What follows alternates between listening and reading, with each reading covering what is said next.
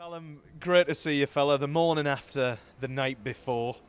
What a night at St James's Park.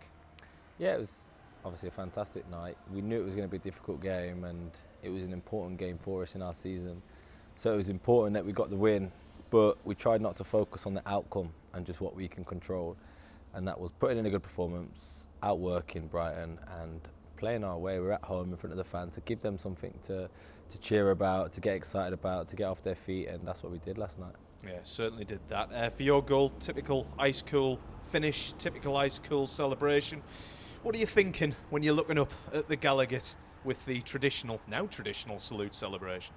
Yeah, I think it's obviously an amazing atmosphere to play in, especially scoring at that end as well.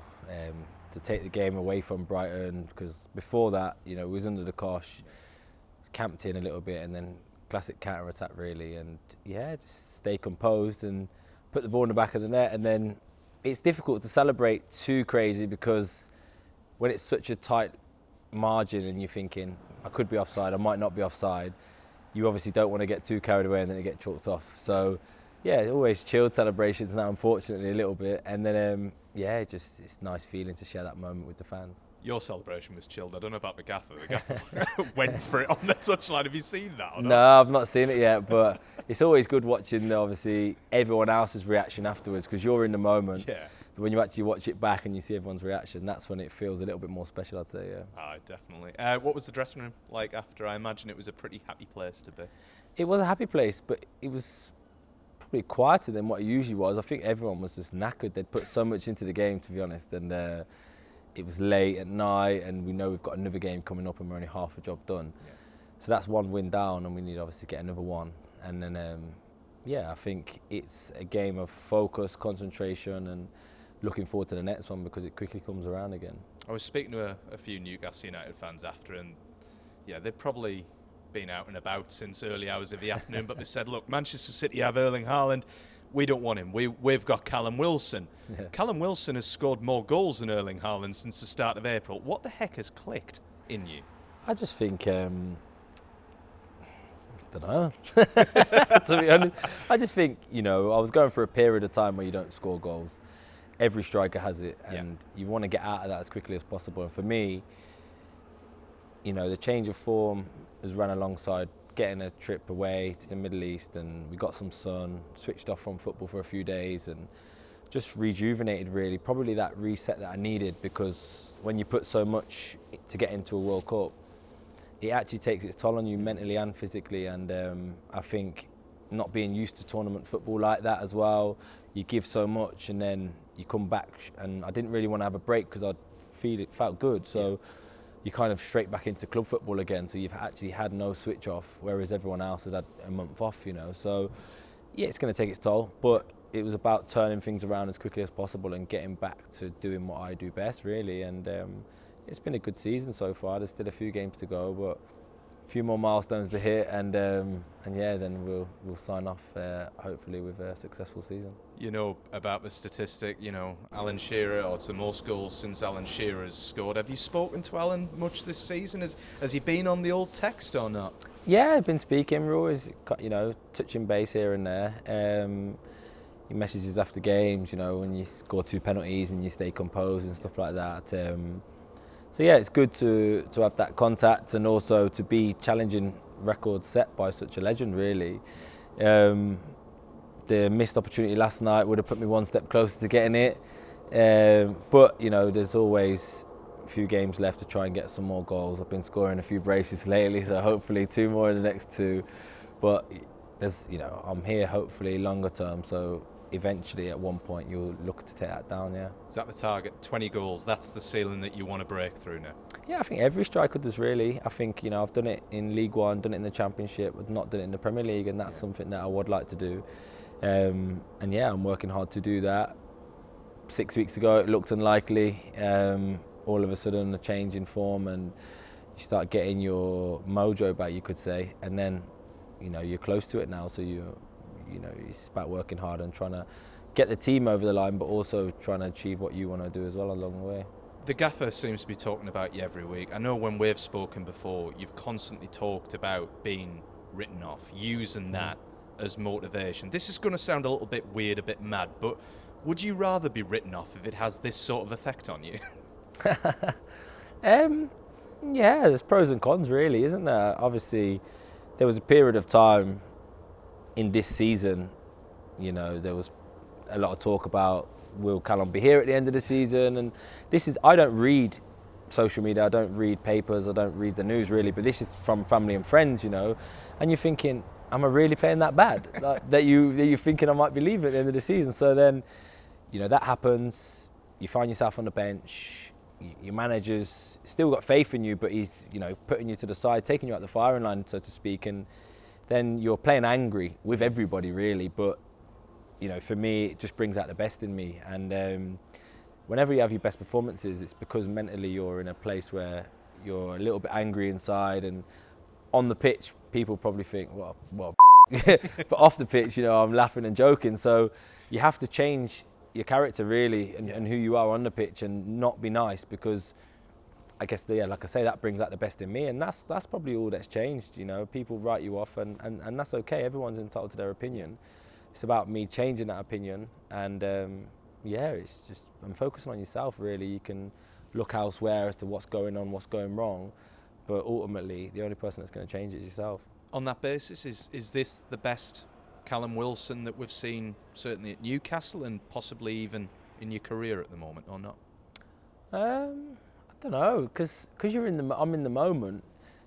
I'm just so laid back and chilled. I'm just like, yeah, it's normal, But I know from the numbers point of view, it's been a fantastic 6 weeks really. Yeah. But yeah, I think just trying to get more goals as possible, trying to help the team get, Champions League qualification, trying to win myself a player of the month at some point along the line, But no, I think it's been a good little run of form, and it's going to be a good season. And everyone remembers the beginning and remembers the end, and they don't remember the middle. Yeah. And that's where I had my blip. So hopefully we can sign off, like I say, on a successful season. Yeah, like you say, it's these goals that could lead Newcastle United to the Champions League, and it would be history. It'd be the first time in 20 years that Newcastle would be in the competition. How does it feel being so close to making history at Newcastle United, would you say? No, it feels a bit surreal, I'd say, because I joined and it was difficult times here when I did join, and I spoke about the club being such a huge football club and it getting back to where it needs to get to. That was before investment come, that was before we're finding ourselves third in the league, and you want that to happen, but you don't realise and envision it happening so soon. And one of my ambitions is to play in Europe, and hopefully now we'll have that opportunity come the end of the season. We've still got a bit of work to do, but try and get us over the line, and we'll hopefully get there. For you on a personal level as well, I mean, from the days where you're on loan at Kettering and everything like that, does that make it even more surreal to go from, with all due respect, that sort of level to being on the cusp of the Champions League? Yeah, 100%. I would totally agree. Even probably 2 years ago, 2.5 years ago, if you'd have said, in 2 years you could potentially be playing Champions League, play the World Cup, close to 20 goals in the Premier League, I would have probably, said it's possible. Yeah. But there would have been that little doubt inside, thinking it might not happen, as things do. But I think, it's amazing times, and long may they continue. What were your kind of first memories of watching Champions League as a kid growing up? So for me, it would have been playing PlayStation. Yeah. There was a Champions League FIFA version, I think, and I used to play that. And the song, would play and stuff like that. And then obviously, being a football fan, you'd always watch big Champions League games. I think it was Liverpool and Istanbul. Yeah. I watched that. I think United, when Solskjaer got the winner, was it as well? So I watched those kind of games, and it gives you that buzz and that love for football, and to play at a higher level really, and try and push you. And like I say, a few years ago, Champions League was an ambition, but did I think it was going to happen? Probably not. Those days might have actually gone away from me, but now they're more closer than ever. And I'd love to play a part in that next year, hopefully. And there were so many fans obviously singing about Italy and Barcelona, etc. last night. They certainly were outside my house anyway at about 1-2 o'clock in the morning. How much would they not just deserve Champions League, but how much can you see them in Europe? What sort of impact can these supporters have on the European stage? Well, I mean, they've made a name for themselves in England alone as being one of the greatest supporters. Yeah. I think, St James's Park, the moment is difficult for anyone to come up and play, and away we always have thousands of fans. They're always the loudest in the stadium, home or away. So to take them then to European games and stuff like that, where the atmosphere is always good as well anyway, it'd be unbelievable, and they deserve it. It's a footballing city, and it's been a long time coming, hopefully. And it's all masterminded, of course, by Eddie Howe. He's been nominated for Manager of the Season. Put simply, should he win it in your eyes?